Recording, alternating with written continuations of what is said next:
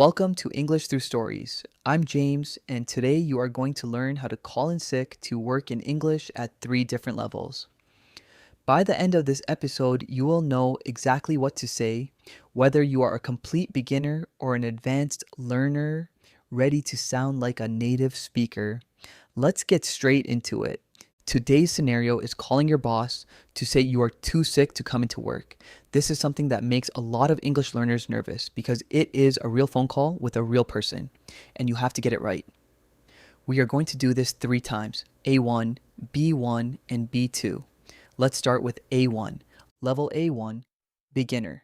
Hello, this is James. I am sick today. I cannot come to work.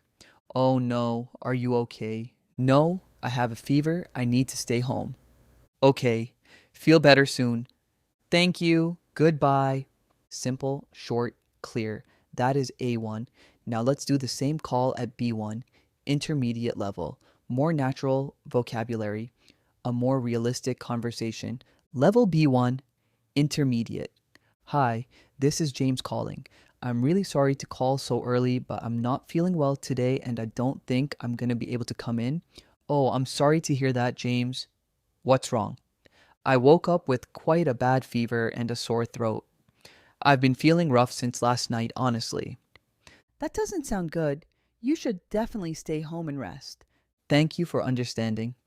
Is there anything urgent I should sort out before I go back to sleep, or can it wait until I'm back? Don't worry about anything. Just focus on getting better. Let us know how you're feeling tomorrow. I really appreciate that. Thank you so much. I'll keep you updated. Much better, right? Natural vocabulary, polite framing, even an offer to handle urgent work. That is B1. Now, here is the same call at B2, advanced level. This is how native speakers actually handle this situation.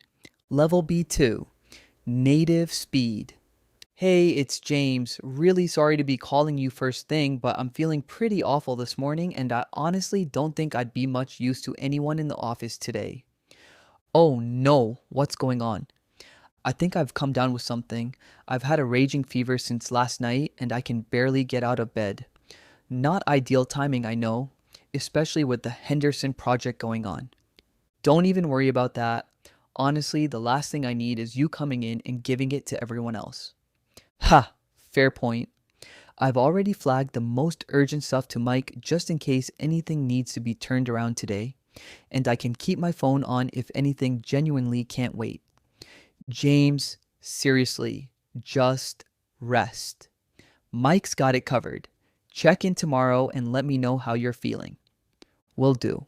Thanks so much for being so understanding. I really appreciate it. Hopefully, I'll be back on my feet by Wednesday. Take care of yourself. Feel better soon. Did you hear how different that was? Coming down with something, raging fever, not ideal timing, much use to anyone. Back on my feet.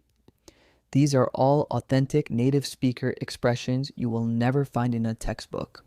The B2 speaker also showed awareness of the work situation, flagged things to a colleague proactively, and offered to stay reachable.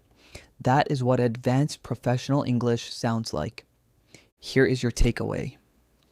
If you understood A1 easily and B1 mostly, you are at a solid beginner to intermediate level. If B2 felt fast, but you caught most of it, you are getting close to advanced. Come back to this episode in a month and see how much more of the B2 version you can follow.